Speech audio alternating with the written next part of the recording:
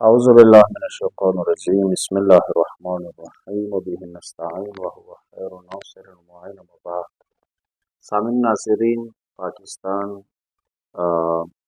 ضلع بکر میں کسی ذاکر نے یہ کہا ہے کہ میں یہاں پر بین الحرمین زیارت بناؤں گا اور اس پر جو لاگت ہے تقریباً 4 ارب تک اس کا خرچ آئے گا۔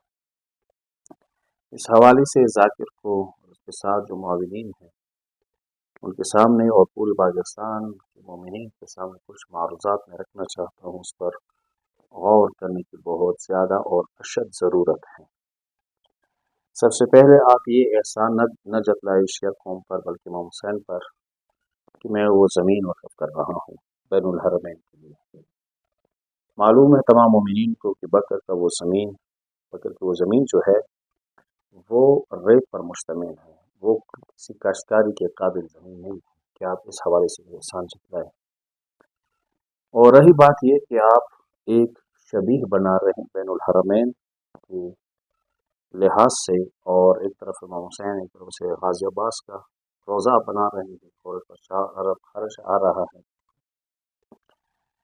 میں آپ کو ایک اور مشورہ دوں گا، اگر واقعاً آپ کا دل دھڑکتا ہے امام حسین کے لیے، غازی عباس کے لیے، مودت اہل بیت سے آپ کا دل لبریز ہے، تو پھر آپ ایک کام کرو۔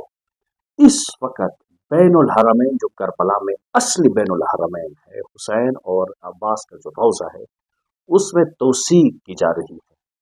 آپ یہ 4 ارب پوری پاکستان سے جمع کریں، ہم بھی آپ کے ساتھ ہیں، پوری قوم آپ کے ساتھ ہے، ہم مل کر کربلا میں جو وسعت دن بدن ہو رہی ہے، اس وجہ سے کہ ہر سال زائرین کی تعداد بڑھتی جا رہی، خصوصاً 40 میں 3 کروڑ کا جو اجتماع ہے۔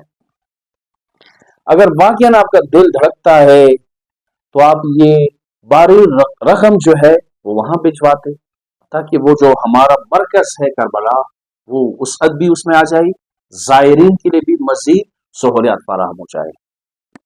نمبر 2، آپ یہ بین الحرمین زیارت بنا کر چاہتے کیا ہے؟ آپ اگر واقعاً آپ ایک ریلیشن لنک برقرار کرنا چاہتے ہیں امام حسین کے ساتھ، تو یہ بھاری رقم اور یہ جو زمین آپ نے وقف کی یہ فروخت کرو، اور غریب جو فقراء شیعہ ہے جو زیارت کی تمنا رکھتے ہیں، آپ یہ پیسوں میں بانٹ دیں، انہیں مفت بھجوائیں، ہر شہر میں اعلان کروایا جائے، ان کی شناخت ہو جائے کہ جو فقیر اور نادان اور غریب ہے میں ان کو فری بھجواؤں گا، اور اپنی زمین اس کے لیے میں فروخت کروں گا۔ انشاءاللہ پوری قوم آپ کا ساتھ دے گی اگر واقعی آپ کا دل دھڑکتا ہے۔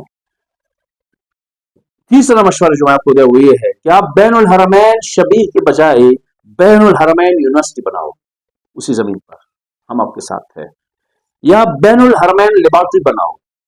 کتنی شرم کی بات ہے کہ 6 امام ماننے والے اسماعیلیہ کہاں تک پہنچ گئے، جنہوں نے آغا خان لیبارٹری بنائی، جس کا ایک شاخ انہوں نے کابل میں، ایک شاخ اس کا بلدستان میں ہے، اور شاید بیرون ممالک میں اس کی برانچز ہوں گے۔ آج پوری پاکستانی قوم آغا خان لیبارٹری کو محتاج ہے، تو آپ بین الحرمین لیبارٹری بنائیں، اس کا جتنا انکم ہے پورے شیعہ قوم پر خرچ ہونی چاہیے۔ حضرت عباس علمدار واللہ اس کام سے راضی ہوں گے، واللہ امام حسین سے راضی ہوں گے، اور اسی رقم کو آپ سیو کر لیں، محفوظ کر لیں۔ جتنے فقراء، جتنے غریب ہے جو جا نہیں سکتے کربلا، آپ ان کو وہاں بھجواتے، دیکھیے کہ امام حسین کو آپ اس حوالے سے آپ راضی کر سکتے ہیں۔ اور چوتھی بات جو میں کہنے جا رہا ہوں، تمام مومنین کے سامنے یہ بات میں رکھنا چاہتا ہوں، اگر کوئی مسلمان پاکستان کے کسی علاقے میں مکہ مکرمہ کا شبیہ بنائے اور صفا و مرمہ کا شبیہ بنائے، منا اور عرفات کی شبیہ بنائے، تو پھر آپ یہ اعتراض کریں گے نہیں کریں گے کہ آپ اس مکہ کے مقابلے میں یہ سب کچھ کر رہے ہیں؟ جب یہاں پر صفا و مروہ ہے تو مجھے اس صفا و مروہ جانے کی کیا ضرورت ہے؟ جب یہاں مکہ مکرمہ ہے، جب میں یہاں 7 طواف کر سکتا ہوں تو مجھے وہاں جانے کی کیا ضرورت ہے؟ جب یہاں پر مینا ہے میں بیتوتا کر سکتا ہوں، میں یہاں پر مزدلفہ اور مشعر ہے میں یہاں پر رات گزار سکتا ہوں، تو مجھے مینا اور مشعر الحرام جانے کی ضرورت کیا ہے؟ تو ہر باشعور ایسے مسلمان کو ڈانٹے گا کہ آپ مکہ کی ضد میں ایسا کر رہے ہیں۔ تو پھر وہی مسلمان آپ کو بھی یہ کہہ سکتا ہے کہ آپ بین الحرمین کے مقابلے میں یہ سب کچھ کر رہے ہو، آپ ایک انکم بنا رہے ہو اپنے لیے، آپ جو ہے زائرین سے لوٹنے کا ایک ذریعہ بنا رہے ہو۔ لہٰذا پوری پاکستانی قوم سے التماس ہے، خصوصاً علماء کرام سے، کہ اس حساس موضوع کو مد نظر رکھے اور اس قوم پر بھی رحم کرے، اور امام حسین پر بھی رحم کرے، غازی عباس پر بھی، کہ وہ جو اصلی زیارت ہے اس کی جو اہمیت ہے وہ کم نہ ہونے پائے۔ وآخر دعوانا الحمدللہ رب العالمین۔